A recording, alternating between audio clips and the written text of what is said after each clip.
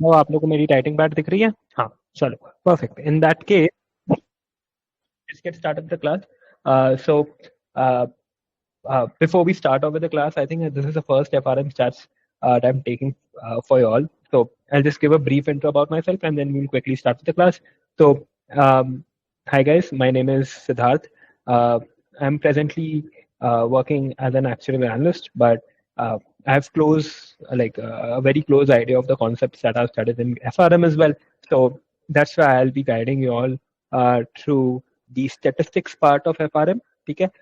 So what I'll be doing is I'll be looking at the Shweza notes. I'll be trying to walk you through all the modules that we have there. Yeah. So I think it will be split between me and one more person. So we'll be having what 3 to 4 classes every week, and we'll try to get done with it as soon as possible. Okay, so that's what we plan to do over the next few weeks. Okay. During my classes, what I want is first try to attend as much as possible. Okay, live classes helps. Uh, and the next things, at any point in time, feel free to interrupt me. कुछ नहीं समझ में आ रहा है, there's a problem, कुछ ऊपर से जा रहा है. अगर आपके दिमाग में कोई question है, chances are the other 90% of the class also has the same problem, right? So feel free to interrupt me at any point in time. Yeah, कुछ भी पूछना है, इंटरप्ट करो, पूछो, कोई दिक्कत नहीं है. ठीक है, just unmute, ask anything, right? That's number 2. Number 3, कोई भी कॉन्सेप्चुअल अगर दिक्कत हो, ठीक है, तो like what I want is your concept should be very strong, right? So whenever we are talking about any concept, any word, try to relate to it as much as possible. Try to think from the first principles कि ये क्या होता होगा, क्या है. ठीक है, I'll try to um, encourage that through the way I teach. But so the first principle, the concept should be crystal clear so that whatever is the question, we can solve that, right? So basically, what is our motto? कि exam में कोई भी question है, we should be able to solve that, right? Given कि our knowledge base is strong, given our conceptual base is strong, right?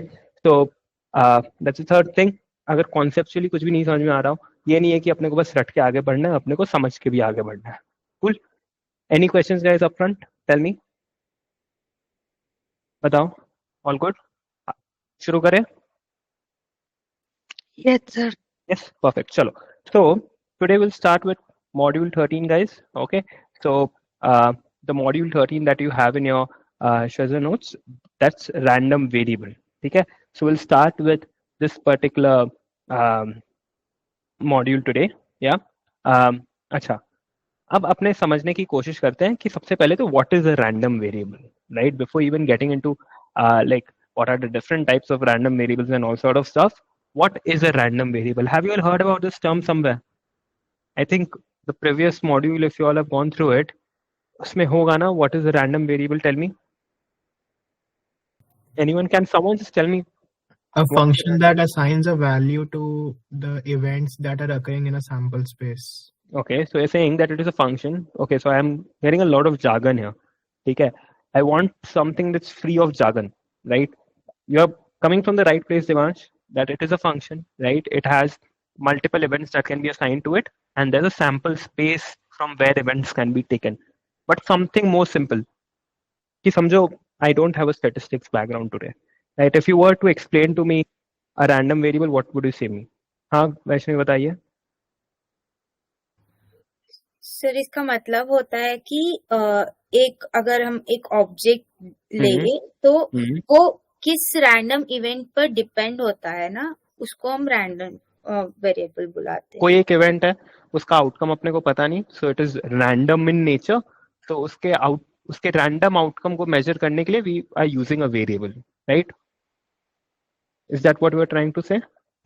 Yes sir. Right, ठीक है. So fair enough, आप सबके आंसर सही है. From what help me understand, remember class 11 12 में अपने क्या पढ़ते थे? वेरिएबल्स पढ़ते थे, एक्स वाई जी. तो वो क्या होता था, अपने को कोई कॉम्प्लेक्स इक्वेशन दे दिया जाता था, इंटीग्रल दे दिया जाता था, निकालो कि x की वैल्यू क्या है, right? We used to find the value of a particular variable x. वहां तक अपने 11 12 में पढ़े थे कि एक वेरिएबल होता है, उसकी वैल्यू निकालना है. क्या? Now we take a step ahead and say that this variable is random in nature, right? That it does not take just one value, right? It might take multiple values. Yeah. and there's a particular way in which these multiple values can be taken by this particular random variable, right? And whenever it comes to a random variable, it becomes a capital X instead of a small x. Okay? So in statistics, what happens is, as I think Devang said, it's a function of sorts, right? Because now it can take multiple values, right? The values are random in nature. So it can take multiple values and these values will be random in nature. Okay? That's where the concept of random variable comes in. Does that make sense to everyone? How did we go from a variable to a random variable? Yes or no? Yes. अब to extend this concept now one step further. Okay? You can have variables that can take values like 1, 2, 3, 4, 5 going up till say something, yeah? Or you can have variables that can take values say 1, 1.1, 1.2, 2, 2.5, dot dot dot. What is the difference between these two variables? Can someone tell me? Sir, first is pointwise, which is discrete in nature, and second one is continuous in nature, sir, which where we use interval wise. Right. So if you think about this, this is a discrete random variable. What do I mean by discrete random variable? Basically, that can take only point values, right? For example, it can take just whole numbers, ठीक है? और integral values. Whole numbers की जगह integer values I think would be more suitable क्योंकि negative भी ले सकता है, ठीक है? The second one is what is continuous in nature. Decimals, like rational numbers, all the rational numbers सोच लो is this possible thing, right? So that's the first distinction that we need to know about, that there's something called a discrete random variable and there's something called a continuous random variable. Reason being, why do you think it is important for us to know the different types of random variable? ठीक है? अच्छा, एक बात बताओ, what is the purpose of studying the entire thing of random variables in the world of statistics? Sir, when we study probability, there comes something like expectations, like average and all. So these random variables helps us to know the correct mean, median, mode of those. Okay. क्यों mean, median, mode जानना है? Why does it help you to know the mean, median, mode? For analysis. ठीक है. So देखो, why statisticians are valued so much? Why are you reading this as a part of your financial risk management course? A lot of variables, a lot of metrics in the world of finance, you will see, will be analyzed using some statistical distributions. Matlab, you'll देखो, in the world of finance, what will you try to do? You will try to analyze the future and you will try to analyze the past and predict the future, right? So उसके लिए I'll have to look at the past data, try to understand how is it behaving in the past, right? And I'll try to project that behavior into the future. Yeah? To be able to analyze that behavior of the past, what do I need to do? I do a statistical technique of fitting that particular data to a certain behavior. For example, अगर मेरा data है share price movements, ठीक है? बताओ वो क्या होगा, discrete random variable या continuous random variable? Continuous random variable. So straight away up front, right, I'll know that I'll choose a distribution जो continuous in nature है.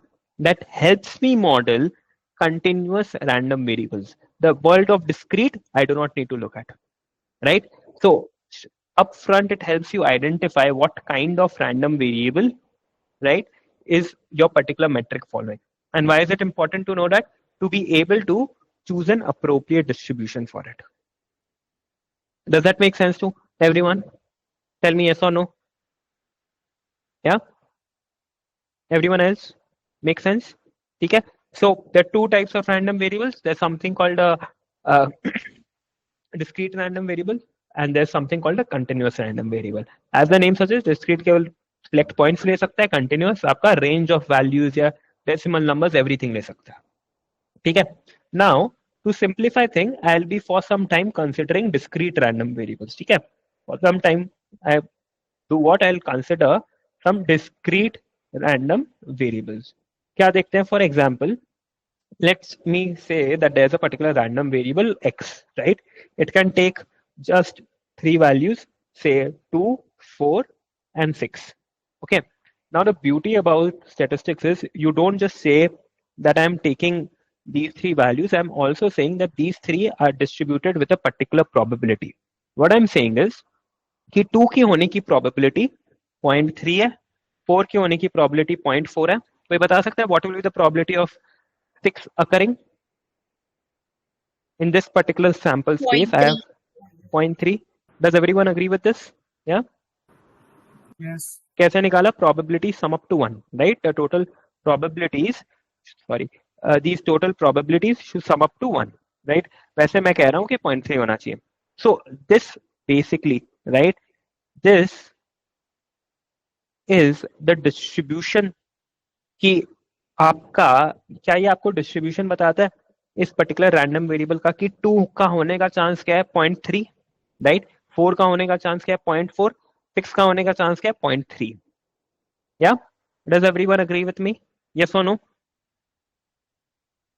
Yes, sir. Yes. This is called F of X. Okay, F of X, और क्या कह सकते हो इसको? Probability of capital X equal small X. Okay, and this is called nothing but the probability mass function. क्या कहते हैं इसको? Probability mass function. Okay, this particular function that tells you what is the probability, yeah, what is the probability of the random variable taking every point is called the probability mass function. समझ में आया? बताओ ये सबको, हाँ कि ना?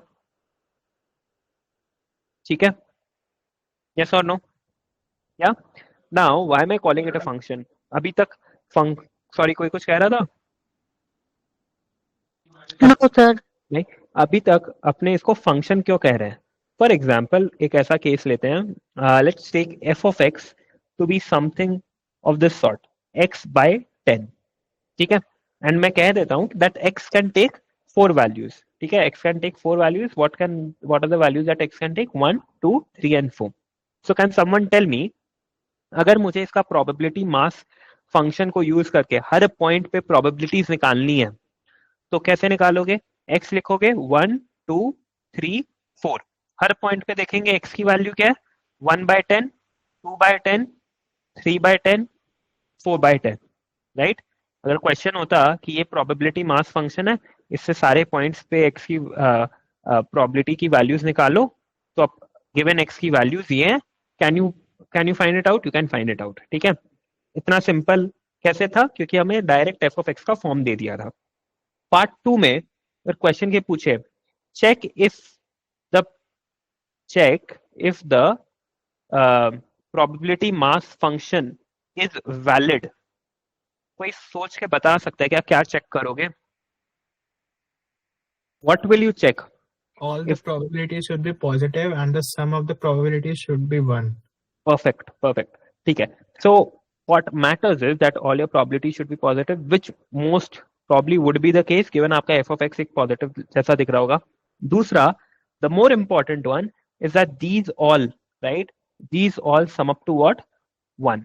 देखो, in this case these all sum up to 10/10 which is equals to 1. Right? So our condition is getting satisfied. तो अगर कभी आपको कहे check if the PMF is valid, या पूछे which of the PMF is valid, कैसे check करोगे? By checking whether all the probabilities sum up to 1. Does that make sense to everyone? Any questions? Yes or no? No, sir. No? चलो, अगर ये discrete random variable में पहले हमने क्या देखा? पहले we talked about probability mass function. तो अगर आप लोग को यहाँ पे नोट्स बना रहे हो तो पहले आया डिस्क्रीट प्रोबेबिलिटी है, प्रोबेबिलिटी मास फंक्शन आया. ठीक है, अब हम बात करेंगे the next thing that we are going to talk about it's the cumulative distribution function. किसके बात करेंगे? उसी डिस्क्रीट रैंडम वेरिएबल की क्यूमुलेटिव डिस्ट्रीब्यूशन फंक्शन के बारे में बात करते हैं. क्यूमुलेटिव का मतलब क्या होता है? क्यूमुलेटिव का मतलब अगर आप लोग प्लेन इंग्लिश में समझो, इट इज बेसिकली ऐड करते जा रहे हैं. ऐड करते जा रहे हैं. एग्जैक्टली, अभी तक का सम, राइट? तो अगर मैं ऊपर वाला ये जो अपने कंसिडर कर रहे थे, ये I consider that particular random variable जो 246 वाला है, ठीक है। Let's take that table. अपने देखो, नाउ द थिंग इज, यहाँ पे दो चीज को ऐड कर सकते हैं, ठीक है। या तो एक्स की वैल्यूज को ऐड कर सकते हैं या प्रोबेबिलिटीज को ऐड कर सकते हैं। एक बात याद रखो, यूजुअली आप लोग है ना स्टेटिस्टिक्स में किसके साथ खेल रहे होंगे, प्रोबेबिलिटीज के साथ, ठीक है। तो किसको ऐड करोगे बताओ तो, प्रोबेबिलिटीज को ऐड करोगे, राइट। सो अगर मैं कहूं कि 2 तक जितनी भी प्रोबेबिलिटीज है उसका सम क्या है, तो क्या होगा, टिल 2, वही होता है। वही होगा 0.3, है ना। 2 तक, 2 के राइट तक क्या आया प्रोबेबिलिटी, बात बताओ। 0.3 आया, है ना। अब 4 के राइट तक क्या आया बताओ, 7.7। राइट, इतना, यस और नो। तो क्या मैं यहाँ पे लिख सकता हूँ 0.7, टेल मी गाइस यस और नो। ये बात सबको समझ में आएगा। और लास्ट में क्या लिखा जाएगा, 1 राइट, या। तो this is basically called the cumulative distribution function, ठीक है। यही जो हमने अभी बनाया है ना, इसको हम कहते हैं क्यूमुलेटिव डिस्ट्रीब्यूशन फंक्शन, जिसको कैपिटल एफ ऑफ एक्स से डिनोट किया जाता है, ठीक है। This capital F of X which is basically what, probability of capital X less than equal to small X, right.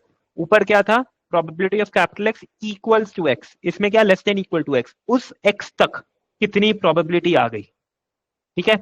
तो आप क्या करोगे, वो एक्स देखोगे। फॉर एग्जाम्पल अगर मुझे 4 के पॉइंट पे देखना है तो मैं 4 देखूंगा और 4 से छोटे जितने भी एक्सेस है सबका प्रोबेबिलिटीज एड अप कर दूंगा, ठीक है। This is called what, the CDF or the cumulative distribution function. Does that make sense to everyone, yes और नो। चलो अपने ना दूसरा वाला जो अपने बना रहे थे उसका एक बार बना के देख लेते हैं। उसमें क्या था, 1 2 3 एंड 4, 4 पॉइंट्स है, right. We have 4 points. Let's find out the F of X for each of the points. क्या होगा बताओ, tell me guys what will be the F of X for each of the points, quickly बताओ। 1/10, 3/10, 0.1, 0.3, 0.5, 0.6 and 1, yeah. What is common between these two CDFs, can someone tell me? Sum equals to 1, probability is positive. सम क्या सारा का सम 1 है, नहीं मतलब up to the last value.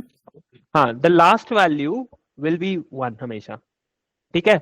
तो क्या मैं ये कह सकता हूँ, अगर मुझे नॉन इसको, डिक्रीजिंग है क्यूमुलेटिव प्रोबेबिलिटी, सॉरी क्या है, नॉन डिक्रीजिंग। देखो नॉन डिक्रीजिंग की तो बात ऐसी है ना, इट कैन मतलब एवर इंक्रीजिंग है, करेक्ट। एफ ऑफ एक्स जैसे जैसे एक्स बढ़ेगा F X would increase, right. And if I were to say it in this way कि F of infinity will always be equals to 1, ठीक है। For example अगर आपका जो भी रैंडम वेरिएबल है इट टेक्स जस्ट वैल्यूज 1 2 3 4 5 6, तो F of 6 क्या होगा, 1 होगा। 1 होगा, exactly. Does that make sense to everyone, बताओ हाँ कि ना, यस सर। यस, यस और नो, इसमें किसी को कोई भी दिक्कत, Yes. Does this make sense to everyone. तो अभी तक हमने क्या सीखा, दो टाइप के फंक्शन सीखे। We learned about the probability mass function which is probability of capital X equals to small X, cumulative distribution function CDF सीखा which is less than equal to small X. उसको अपने denote किससे करते हैं, small F of X से, ठीक है। We use this what, we use this small F of X to denote it, right. And नीचे जब हम कर रहे हैं क्यूमुलेटिव डिस्ट्रीब्यूशन फंक्शन, हमने capital F of X use किया उस सेम चीज को डिनोट करने के लिए जो है अपना less than equal to probability. क्या ऑल गुड, एनी क्वेश्चंस बताओ, ठीक है। यहाँ पे एक और कॉन्सेप्ट इन्होंने इंट्रोड्यूस किया, ठीक है। उन्होंने उस कॉन्सेप्ट का नाम लिखा है एक्सपेक्टेड वैल्यू। भूल जाओ अपने मतलब स्टैटिस्टिक्स वगैरह कुछ देख रहे हैं, आपको कहा गया हाँ कोई पर्टिकुलर स्कोरिंग सिस्टम चल रहा है, उसमें आपको 2 मार्क्स मिलने का इतना चांस है, सॉरी ये तो क्यूमुलेटिव डिस्ट्रीब्यूशन फंक्शन है, आपको 2 मार्क्स मिलने का 0.3 चांस है, 4 मार्क मिलने का 0.4 चांस है, और 6 मार्क मिलने का 0.3 चांस है, राइट? तो आपको क्या बोलेगा कि आपको एक्सपेक्टेशन कितना है कि मुझे कितने मार्क्स मिलेंगे? अगर कोई आपसे पूछे what how much marks do expect, एक सिंगल नंबर बताओ, ऐसे डिस्ट्रीब्यूट करके मत बताओ, तो आप क्या बोलोगे? कोई बता सकता है मुझे? Sir, we multiply the x values by their probabilities and sum them up. Sum them up, right? तो आप क्या करोगे? आप बोलोगे चलो 2 का इतना चांस है, इसको मल्टीप्लाई करते हैं, 4 का चांस है 0.4, 6 का चांस है 0.3, and then let's add them up, this will give me the expected marks, yes और नो? हाँ कि ना? Does everyone agree with me? Yes. Right? So what are we basically doing? We are doing x into probability of capital X into small x for every x, yes or no? तो मैं यहाँ पे x को एक तरीके से i बना सकता हूँ, sorry, probability of capital X equals small x i, और एक समेशन का साइन डाल दूं. So what am I doing? For every xi, I'm doing xi into probability of capital X equals xi and then adding them up. Yes or no? Does everyone agree with me? Yeah. So can I say the expected value of any random variable, right? If I were to say denote it by something, I would call it expectation of x is nothing but what? Summation of probability capital X equals small xi, summation of probability of capital X equals small xi into xi for all i's. Yes or no? बताओ. ऐसा ही करोगे ना? तो आप एक तरीके से एक वेटेड एवरेज ले रहे हो, राइट? जहां पे आपके जो वेट्स है वो प्रोबेबिलिटीज है, राइट? क्योंकि सारे weights will sum up to 1, तो divided by sum of weights का कोई इफेक्ट नहीं आता. समझ गए? हाँ कि ना?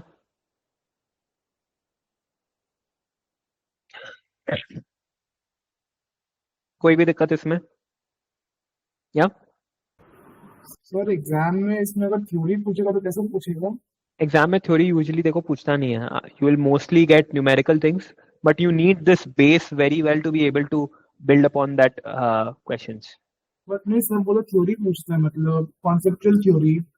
हाँ, तो कॉन्सेप्चुअल थ्योरी अगर पूछेगा तो क्या पूछ सकता है बताओ? वही तो हम आपसे पूछ रहे हैं. हाँ, क्या पूछ मतलब रहे हैं? आप बताओ मुझे. So the good quality here is to be able to identify what can be asked as well. ठीक है? For example, ये आपको पूछ सकता है what is the expected value, right? What is a probability mass function? What is a probability? What is a cumulative density function? ये सब पूछा जा सकता है कि नहीं पूछा जा सकता? Right? Yes or no? Yeah. So देखो, अगर पूछना हो ना theoretically, everything and anything can be asked, right? अब द पॉइंट इज, अगर आप कॉन्सेप्चुअली समझ गए कि ये क्या चीज है, for example if you know कि पीएमएफ जो हमने पढ़ा, प्रोबेबिलिटी मास फंक्शन क्या है, right? Your probability mass function is basically probability of capital X equal small X, right? It gives you what? It gives you how your probabilities are distributed across various outcomes in a particular discrete random variable, right? That is what it shows. Now you need to be able to write that given you know what a probability mass function is, right?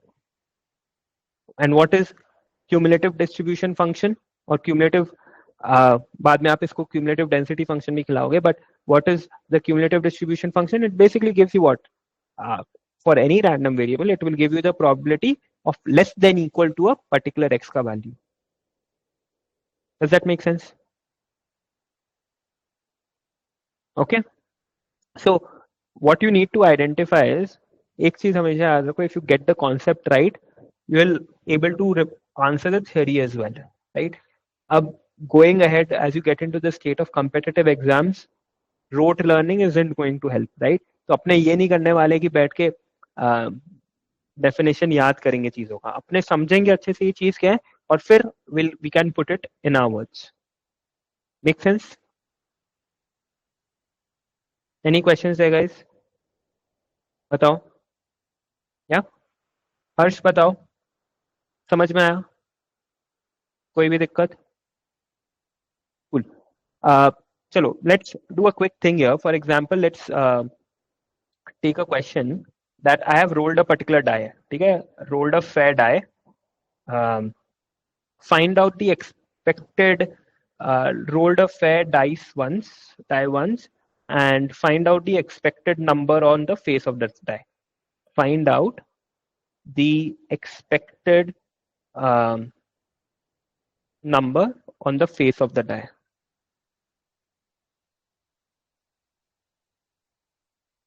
Question समझ में आया सबको? 3.5 कैसे निकाला बताओ? 1 into 1 by 6 plus 2 into 1 by 6 plus 6 into 1 by 6. 1 Right. by 6 common ले तो लिया. आपने क्या किया?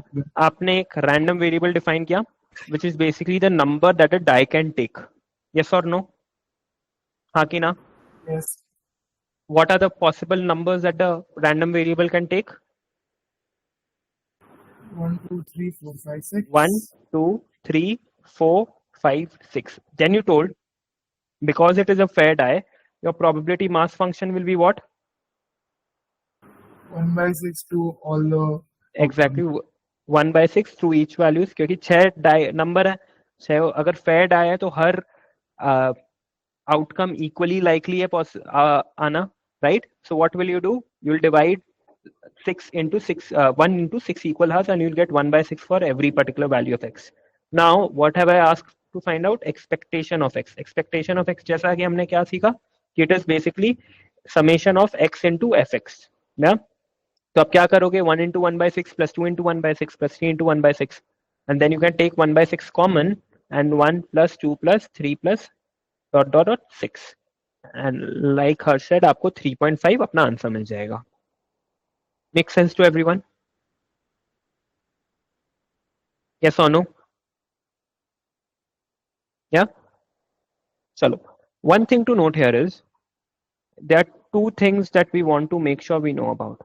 One is that the expectation of Tx is equals to C into expectation of x, where C is a constant. इसका मतलब कोई मुझे समझा सकता है? And someone tell me what does this mean? Anyone? जैसे यहाँ पे अगर कहता कि say usually games होते हैं ना that depend on what the outcome on the dice. For example, your winnings is the 2 into the number on the die. For example, कोई रूले जैसा गेम चल रहा है, you will get as much money from the value from the particular roulette का game that is twice into the outcome. ठीक है? तो क्या मैं कह सकता हूँ? In this particular case, the outcome is x, right? And your reward is what? 2x. हाँ कि ना? बताइए. Right? Because your reward is twice into the number that is the outcome. तो अगर मुझे expectation of reward निकालना होता तो मैं expectation of 2x निकालता. तो कभी भी आपको expectation of a constant into random variable अगर निकालना है, you can take the constant out of the expectation and you can make it twice into expectation of x. तो यहाँ पे आपका 2 into 3.5 7 बन जाता. Does that make sense to everyone? So whenever you are taking the expectation of a constant into a random variable, you can take the constant out of the expectation wala bracket, right? That's number one. The number two thing is that expectation of x plus minus y is equals to expectation of x plus minus expectation of y. For example, in this particular case, अगर y कोई एक random और variable होता, for example, y could have been heads or tails, right? अगर heads आया, then you will get 0 rupees. अगर tails आया, तो you will get 1 rupee, right? अगर आप फिर और दोनों साथ में हुआ, dice भी साथ में पिघा गया और coin भी साथ में उछाला गया, and then they like दोनों को use करके determine किया गया what is your final total payout, right? Then your total payout would have been say expectation of x plus y, right? Then you can separately find out expectation of x, separately find out expectation of y, और दोनों को add कर सकते हो as expectation of x plus expectation of y. Does that make sense? बताओ, do these two things make sense to everyone? किसी को इसमें कोई भी दिक्कत? All good? Perfect. Any questions so far? No, sir. No? All good? ठीक है, चलो. If we are good so far, just give me one moment, guys. एक second देना. Let's have a quick time check. We are at 9:30. चलो. Next, what we are going to talk about is some population moments. ठीक है? So this is the next main topic in this particular chapter. तो इस chapter में ना main में तीन topic एक तरीके से मैं कह सकता हूँ. एक टॉपिक तो हमने अभी कर लिया कि एक डिस्क्रीट रैंडम वेरिएबल होता है, there is a continuous random variable, right? And then you have something called probability mass function, then you have something called cumulative distribution function, you have something called the expectation, right? The next main topic in this particular chapter is that of population moments. क्या कह रहा हूं मैं? Population moments. Okay, let's write down this particular topic called population moments. There are 4 more main population moments. Let's just list them down pehle. So there is mean, okay? There is variance, okay? There is skewness and there is kurtosis. अपने चारों का मतलब समझेंगे. How does it help us to analyze a particular distribution, a particular random variable, right? So for any random variable, okay, you can calculate these 4 moments, and these 4 moments somehow tell you like give you some specific information about that particular random variable. For example, we already know what mean is. बताओ what is the mean? अगर मैं कहूँ what is the mean of a particular random variable, what is that? Expectation of x. Average या expectation, mean कुछ भी कह लो, expectation of x जो हमने अभी पढ़ा, right? एक बात बताओ, एक्सपेक्टेशन ऑफ एक्स जो हमने लिया, ठीक है, तो हमने एक तरीके से it is a measure of central tendency. We all remember we had talked about this same class 9 and 10 में. Used to talk about measures of central tendency. Mean होता था, मीडियन होता था, मोड होता था, राइट? तो mean is one such measure of central tendency, right? आपका average of the data कहाँ पे है, that is what the mean tells you. Yes और नो? हाँ कि ना? Yes, sir. ठीक है. इस पर्टिकुलर एक्सपेक्टेशन ऑफ एक्स को यूजुअली अपने लेटर म्यू से कहते हैं, ठीक है. We call this the expectation of X to be equals to the letter mu, right? Now the other things, all the other moments, चाहे वो वेरिएंस हो, स्क्यूनेस हो, कर्टोसिस हो, ठीक है, ये एक और चीज पे डिपेंडेंट होता है, ठीक है. अभी हम किसकी बात कर रहे हैं? Population moments. Okay, there's something else called central moments. ठीक है, central moments क्या होता है? Let's first understand that and then we'll go to population moments. Okay, so central moment is nothing but we'll write down what is the form of a central moment and try to understand how a central moment and population moment are different from each other. ठीक है, so that's what we'll try to understand पहले कि एक central moment क्या होता है, एक population moment क्या होता है, और उन दोनों के बीच में फर्क क्या होता है. ठीक है. Sorry guys, just give me one moment, someone at my door. एक मिनट देना, ठीक है? Sorry guys, can you hear me now? Yes और नो? Yes, sir. या कूल. चलो नेक्स्ट पार्ट में अपने आएंगे जो अपने central, sorry I think I was talking about what is central moment, what is population moment. Now central moments में ना लेवल्स ऑफ सेंट्रल मोमेंट होते हैं, ठीक है. The second central moment, third central moment, fourth central moment. We'll try to understand how each of that is related to variance, skewness and kurtosis. क्योंकि mean तो अपने को पता चल गया. The mean is basically your mu expectation of x. उसमें कोई दिक्कत नहीं है, ठीक है. जो बाकी के जो सेंट्रल मोमेंट्स है वो समझने की जरूरत है. Okay, so the second centre, अब सबसे पहले तो अपने एक कॉमन फॉर्म लिख लेते हैं. nth central moment is usually denoted by what? ठीक है, nth central moment is expectation of x minus mu whole to the power n. This is what is the nth central moment. आप x minus mu कर रहे हो, you are raising it to the power of n, right? And that becomes your nth central moment. Does that make sense? हाँ कि ना? So what will be the second central moment? Tell me. Power में 2 आएगा. Exactly, this will be x minus mu whole to the power 2.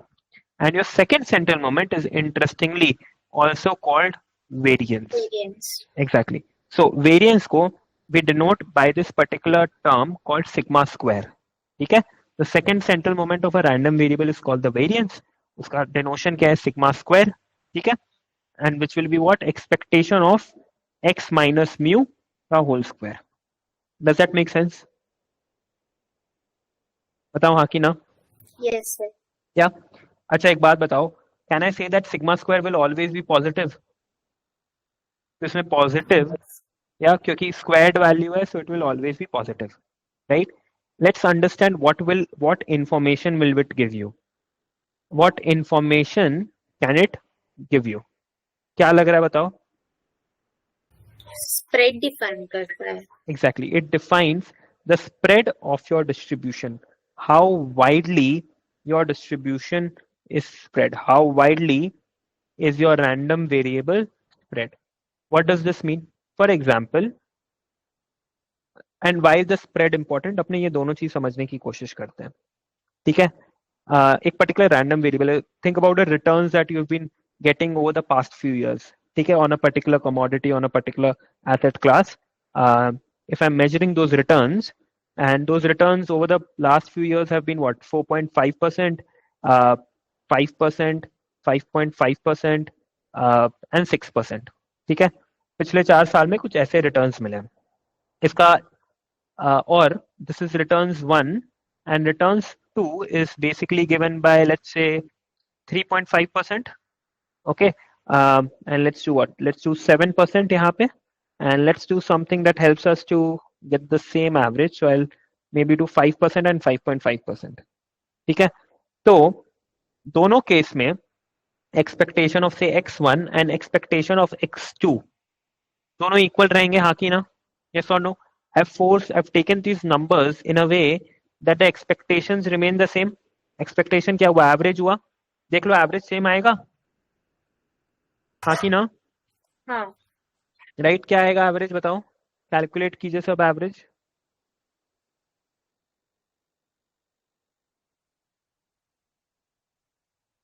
Will it be 5.25? Yes. Yeah, it will be 5.25%. Yes or no? But can I say that my second returns, ये जो second set of returns हैं, they are more widely spread out or less widely spread out? Tell me. The second set of returns, they are more क्या दिक्कत है? दिक्कत नहीं, मतलब क्या इसका कैरेक्टरिस्टिक है?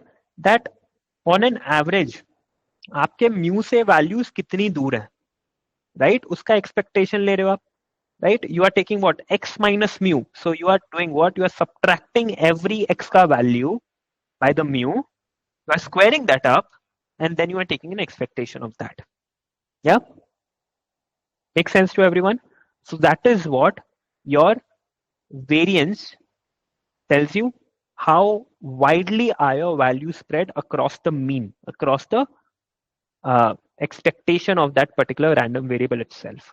The greater the variance, the greater is the spread of the random variable, right? So can I say कि variance का unit क्या होगा? A variance of a random variable x will have what unit? In this particular case क्या होगा? x1 या x2 का unit? Percentage square. Percentage या percentage square. इसलिए at times it becomes, how should I put it, not very comparable, right? Not very interpretable, right? इसलिए usually we use something called a standard deviation of a particular random variable, or which is also called sigma. ठीक है? Standard deviation is also called sigma, which is what? Which is basically the root of your variance. Does that make sense? तो अगर आप root of percent ले लोगे तो केवल percent बचेगा. Does that make sense to everyone? Yes or no? All good guys, यहाँ तक सबको क्लियर है? या the good thing about this is कि आपका यूनिट सेम रहता है, सो अब ऑफ एक्स, सो आपका मेजर करना इजी होता है. अगर मैं आपको कहता 5.25 with a deviation of what, with a deviation of 2% या 4%, it does not sound as logical, it does not give me a lot of information. वही मैं कहता 5.5% plus minus 1.5%, then it gives you more information, then it gives you information that is easily interpretable because it has the same units as your base quantity, right? So इसलिए हम usually standard deviation use करते हैं when we are like analyzing stuff. Make sense? Yeah. The next thing, तो अभी तक हमने क्या कहा? Second central moment. फिर आते हैं थर्ड सेंट्रल मोमेंट पे. बताओ थर्ड सेंट्रल मोमेंट का क्या मैं लिख सकता हूँ? What is the form of my third central moment? Cube. Cube होगा. जहां पे ऊपर स्क्वायर था वहां पे क्यूब होगा. एज सिंपल एज दैट, और कुछ चेंज नहीं होगा. The interesting thing is this straight away is not skewness. No, this straight away is not skewness. ठीक है. आपका जो ये क्या है? ये आपका सेंट्रल मोमेंट है. ठीक है. सेंट्रल मोमेंट क्यों है? आपने एक्सपेक्टेशन ऑफ एक्स माइनस एक सेंट्रल क्वांटिटी थी अपनी म्यू मीन, उसके क्यूब लिया तो वो क्या बना? थर्ड सेंट्रल मोमेंट बना. But skewness is basically the standardised third moment. क्या है वो? It is the standardised third moment. कैसे स्टैंडर्डाइज करेंगे ये अपने देखने की कोशिश करेंगे. So skewness is basically your, I can call it the standardized third moment. Okay. And what is your standardized third moment? लिखते हैं. So it is nothing but your expectation of x minus mu whole cube. ये आ गया third moment. Standardisation करने के लिए मैंने divide किया sigma के क्यूब से. ठीक है. ये समझने की कोशिश करेंगे कि क्यों किया, कैसे किया, क्या लॉजिक है. ओके. अच्छा एक बात बताओ, वेरिएंस का क्वांटिटी था percent. We took a square root of it, we got to simply just percent, right? So taking a square root was enough. Here, this expectation of x minus mu का whole cube will have what quantity? Percent. हाँ कि ना? Yes. Sigma का क्या है? Percent. Percent. So percent क्या बना? Does this thing have a quantity, have a unit? क्या स्क्यूनेस का क्वांटिटी होगा? कोई पर्टिकुलर No. यूनिट होगा? No. So skewness, remember, because it is standardized, right? Because we have divided it by the cube of the standard deviation, it does not leave it with any unit. Okay. Instead, it helps you to measure something. For example, जैसे हमारा variance measures what? It measures the spread of the distribution, like how widely dispersed are your values, right? Similarly, what does skewness help you to measure? It helps you measure the symmetry of the distribution. So लिखो यहाँ पे, it helps you measure the symmetry of the distribution. Symmetry का मतलब क्या होता है?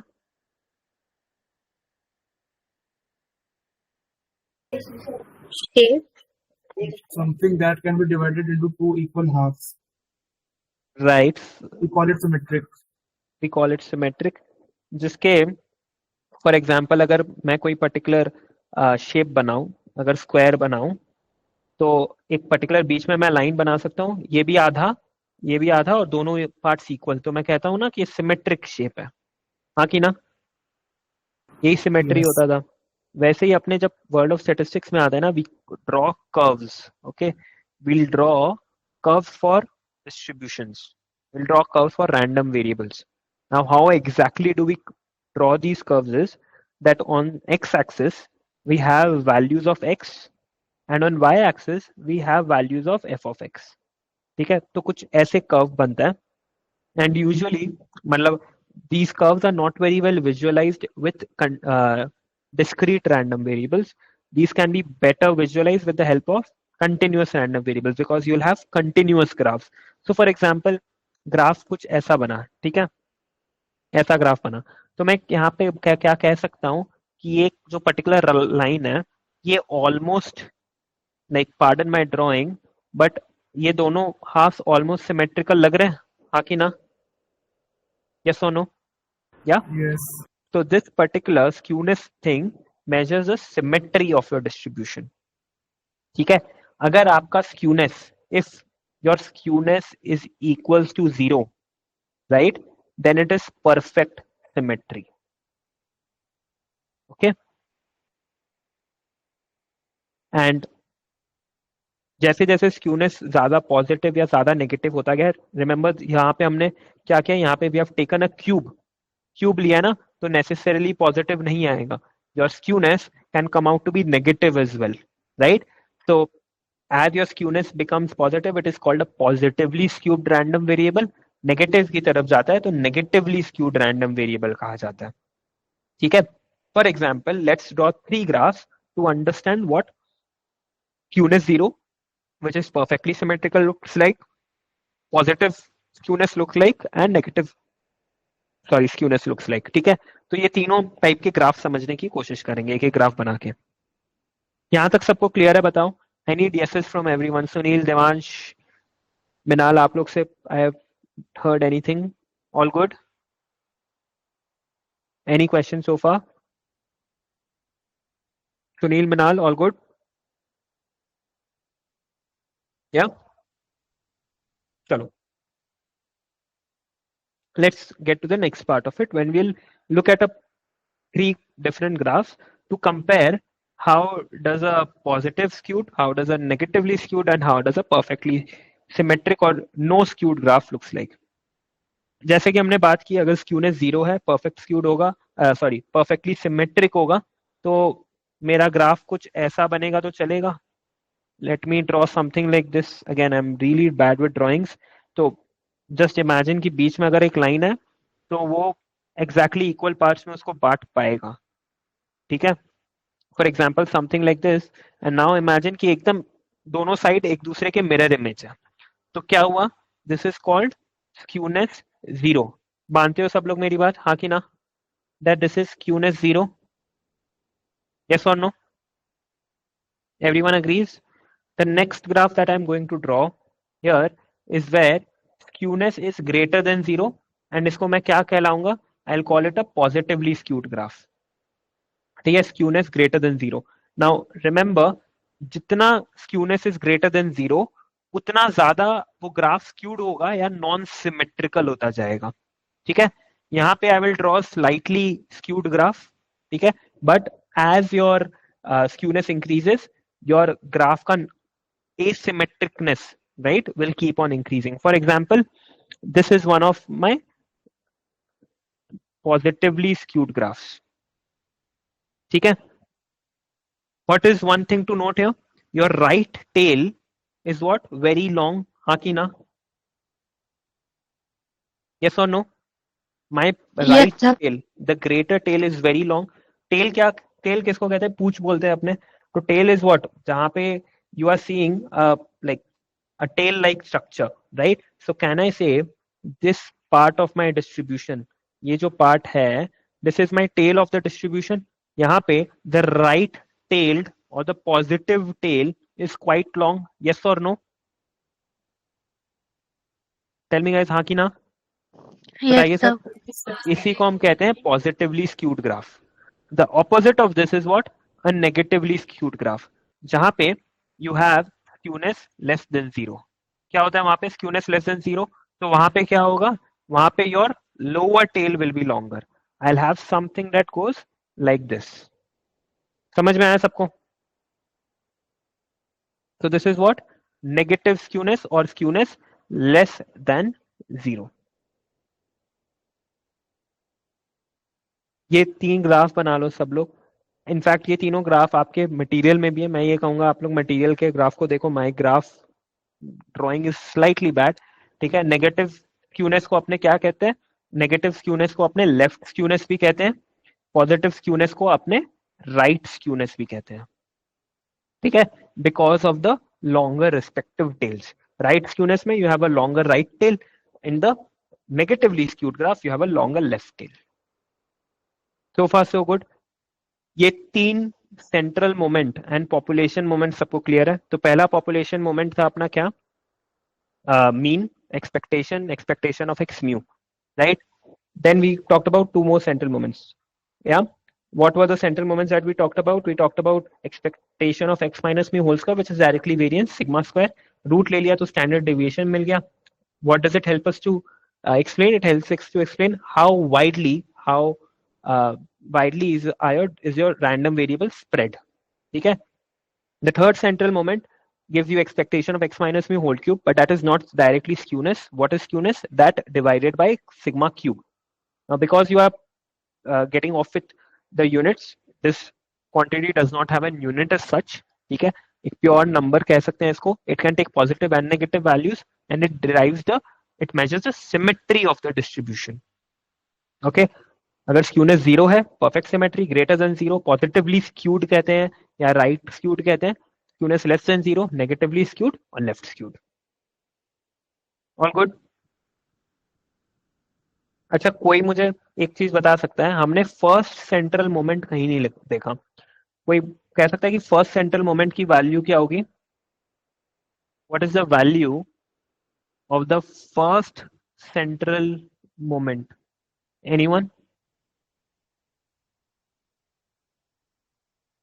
0. क्यों?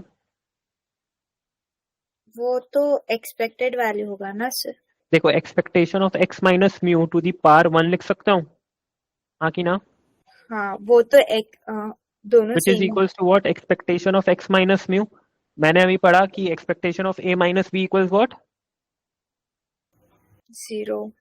Expectation of ये, तो एक्सपेक्टेशन ऑफ x क्या होता है? Mu minus mu equal 0, right? इसलिए यूजुअली अपने फर्स्ट सेंट्रल मोमेंट के साथ कोई भी एनालिसिस का काम नहीं करते, because first central moment is always 0. So we usually don't do anything with the first central moment. कहाँ से काम अपना शुरू होता है? अपना second, third, fourth central moment ये सब करते हैं. ठीक है? तो the third central moment was an interesting one. I think ये बहुत लोगों ने पहली बार सुनते हैं, और ये लास्ट का एक सेंट्रल मोमेंट है, विच इज कॉल्ड, पहले तो सेंट्रल मोमेंट का फॉर्म लिखते हैं, फिर पॉपुलेशन मोमेंट के बारे में बात करेंगे. So your fourth central moment is nothing but expectation of x minus mu to the power 4. Yes. And finally, you use this term called kurtosis. ठीक है? Another interesting moment, ये क्या है? It is your standardized fourth moment. ठीक है? Standardized fourth moment. Why standardized? क्योंकि आप वापस उसको आप डिवाइड करोगे, इस बार टू दी पावर 4 किया म्यू को, तो इस बार डिवाइड भी सिग्मा के से टू दी पावर 4 करोगे. So this basically becomes expectation of x minus mu whole to the power 4 divided by sigma to the power 4. Yes और no?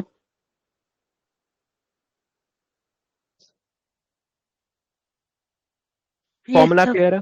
What does it measure? अब ये समझते हैं. तो this kurtosis is what helps you measure the shape of the distribution. ठीक है? हमने पहले में मीन कि बीच वाला पॉइंट कहाँ लाई कर रहा है. ठीक है? दूसरे में वेरिएंस की कितना स्प्रेड है. ठीक है? क्यूनेस में सिमेट्रिकल है कि नहीं है. कर्टोसिस में what is the shape of the distribution. तो अब ये समझने की कोशिश करते हैं कि यहाँ पे शेप का मतलब क्या है. ठीक है? तो पहले लिख लेते हैं, it measures the shape of the distribution. Okay? Measures the shape of the distribution. Okay, and it basically helps you to get, it gives you the total probability. Okay, the total probability in the tails of the distribution,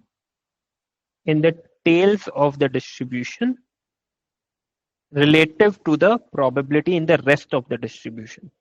Relative to the probability in the rest of the distribution. वो ये line पढ़ के मुझे समझा सकता है क्या कि क्या मतलब हुआ इसका?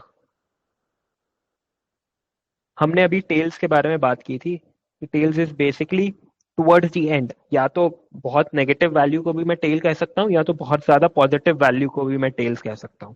तो एक तरीके से समझ लो extreme values of my random variable X. right?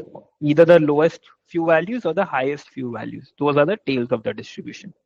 If I am saying that kurtosis measures what is the total probability in tails relative to the total probability in the rest of the distribution. तो क्या major करता है? अगर higher kurtosis हुआ, इसका मतलब मेरे tales में मेरे बाकी के डिस्ट्रीब्यूशन के कंपैरिजन में ज्यादा प्रोबेबिलिटीज हैं. बताओ हाँ कि ना?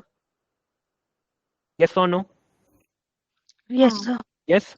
If the value of kurtosis is lower, that means what? That means my more probabilities are in the middle parts of the distribution and tails में कम probabilities है. Yes or no?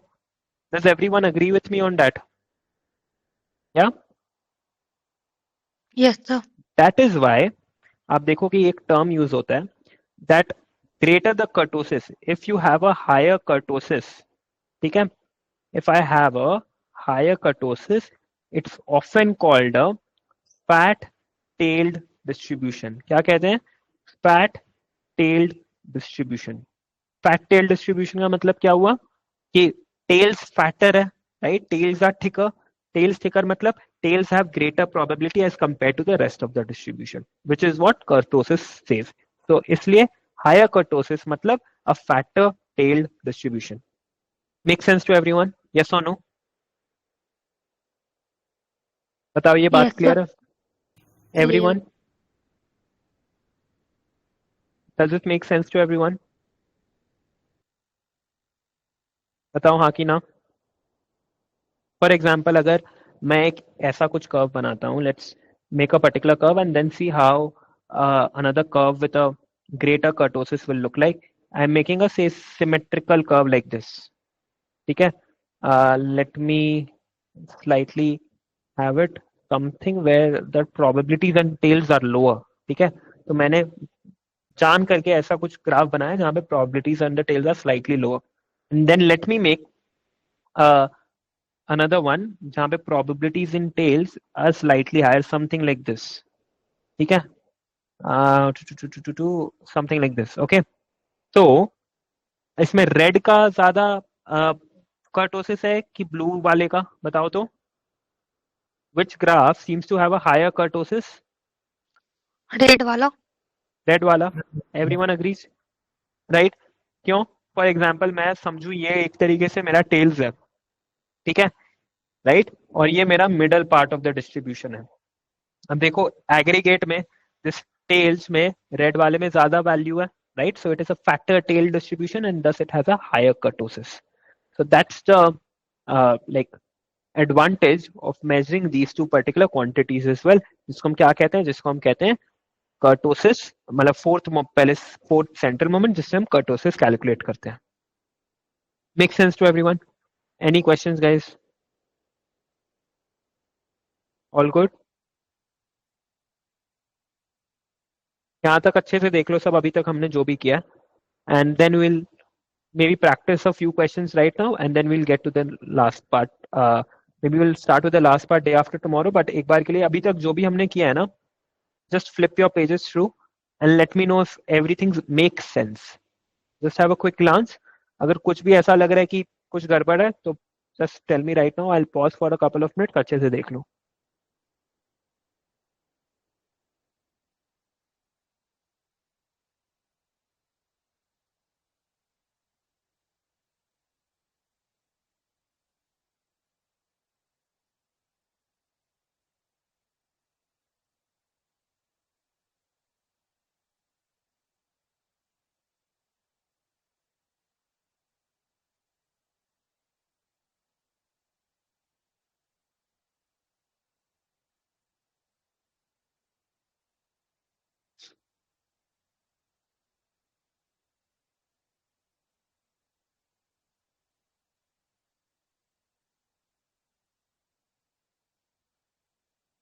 Yeah? How do we calculate the expectation of x minus ex का square या फिर cube? हाँ, देखते हैं. For example अगर आपको देखो, ऐसे तो एक दूसरी चैप्टर है जिसका नाम है सैम्पल मोमेंट्स, तो उसमें वो कैलकुलेट करना सिखाया जाएगा, but I will give you a very quick peak view of it. Mu calculate करना आप कर सकते हो. फॉर एग्जाम्पल एक्स की 3 वैल्यू है 1, 2 and 3 and you know the probabilities to be say 0.2, 0.2 and 0.6. ठीक है, तो एक्सपेक्टेशन म्यू क्या आएगा बताओ. 0.2 plus 0.4 plus 1.8 which will be 2.4. हाँ कि ना, राइट? यस. तो x minus mu whole cube क्या आएगा. एक आएगा 1 माइनस 2.4 का होल क्यूब प्लस 2 माइनस 2.4 का whole cube, right? And yes. Plus 3 minus 2.4 का whole cube, right? This is just summation of x minus mu का होल क्यूब. जब इसका एक्सपेक्टेशन लेते हैं तो क्या करते हैं. Expectation of anything is what, the Anything into probability of anything. Probability तो हमने ऑलरेडी अकाउंट में ले ली, तो क्या बचा, केवल एवरेज लेना है ना. Okay. Yeah, we have taken the probabilities into account when we are doing a x minus mu whole cube. So expectation is nothing but the mean or the average. Yes or no? Yes. Right? तो अब आप क्या करोगे, इनको divide by 3 कर दोगे. So this divided by this whole thing divided by 3 will give you your expectation. ठीक है. एंड सिग्मा स्क्वायर तो आप कैलकुलेट करोगे वेरिएंस की तरह, सिग्मा निकल जाएगा और फिर क्यूब कर लोगे, then you will get the skewness. Okay, but एक चीज यहाँ पे गौर करने वाली बात है. All that we talked about here is given a particular sample of data, right? हमारे पास एक सैंपल था कि x 3 वैल्यूज ले सकता है, उसको यूज करके निकाला हमने, राइट? हाँ कि ना, यस सर. राइट? सो अगर आपके पास डेटा का सैंपल दिया गया है, ठीक है, तो हम उसे सैंपल मोमेंट्स कहते हैं और उनके जो फॉर्मूले होते हैं ना थोड़े डिफरेंट होते हैं, वो हम सैंपल मोमेंट्स के चैप्टर में पढ़ेंगे. बट अगर आपको पॉपुलेशन दिया गया कि पॉपुलेशन में ये 3 वैल्यू एंड इनकी प्रोबेबिलिटीज ये है जो हमने इस पर्टिकुलर केस में किया, तब आप डायरेक्ट ये पॉपुलेशन मोमेंट वाला जो हमने अभी फॉर्मूला पढ़ा ना वो यूज कर सकते हो. ठीक है, there is a particular chapter called sample moments, we will specifically talk about कि सैंपल मोमेंट्स कैसे कैलकुलेट होते हैं. बट द बेस यही रहेगा, थोड़े से डिनोमिनेटर्स में जो नंबर्स यूज करते हैं वो थोड़े चेंज होते हैं. Make sense so far so good? Tell me guys. अपने बीच वाले, हाँ वैष्णवी बताओ. हम यहाँ वो जो कर्टोसिस किए ना सर, हाँ हाँ उसमें हम वो 3 या कुछ वैल्यू रख के कंपेयर करते हैं ना, लाइक क्या करके, सॉरी? वो ना 3 लेके वो ग्रेटर है क्या लेसर है करके. आपकी बात नहीं समझा, वापस कहो. मतलब अभी इसमें जब एज आई रिमेम्बर्ड इसमें 3 टाइप्स थे, राइट? हाँ वो 3 या हाँ 2 हाँ, yeah, the value. degrees of kurtosis again we'll come to that as well. जब अपने स्पेसिफिक रैंडम वेरिएबल्स पे आएंगे ना, when we are studying specific curves, तो वो रिलेट करना बेटर होगा. तो will come to that part of kurtosis की कैसे कैसे कर्टोसिस अपने 3 वैल्यूज के स्पेसिफिक में कंपेयर कर सकते हैं, वो तब आएंगे. ठीक है, okay sir. Any question so far guys? ठीक है, Cool.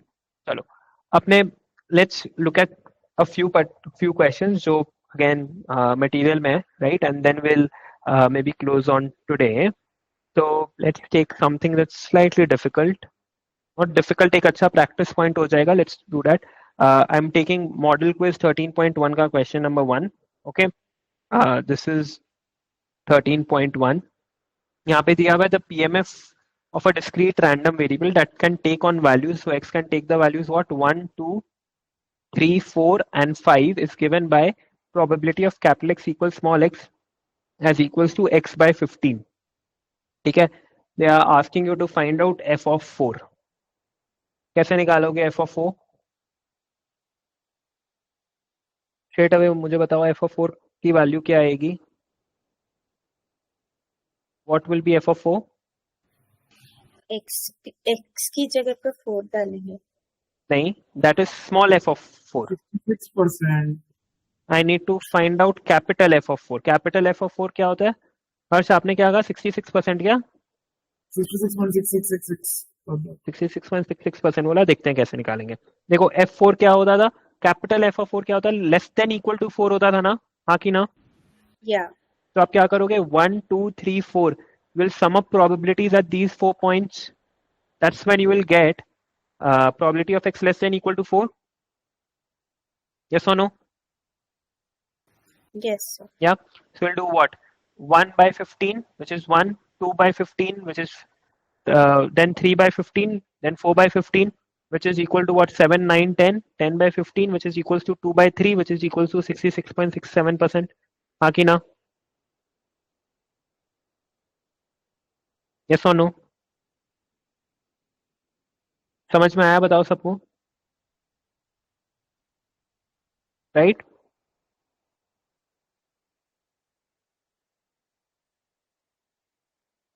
Yes, sir. Yeah, all good. Question 2 is similar, जहाँ पे आपको एक्सपेक्टेशन निकालना है वो एक बार स्किप करते हैं। I'll come to question number 1 of model quiz 13.2. आप लोग के सबके पास मैट है ना? You have Shweza, right? बताओ हाँ कि ना?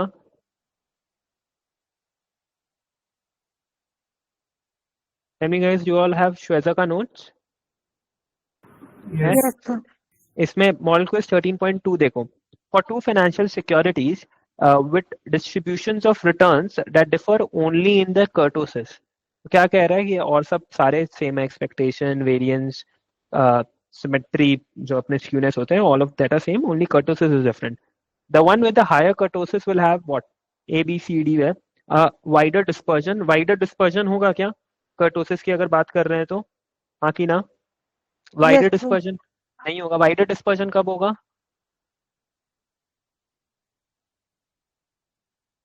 वाइडर डिस्पर्जन कब होगा? वेरिएंस पे होगा। वेरिएंस में होगा ना?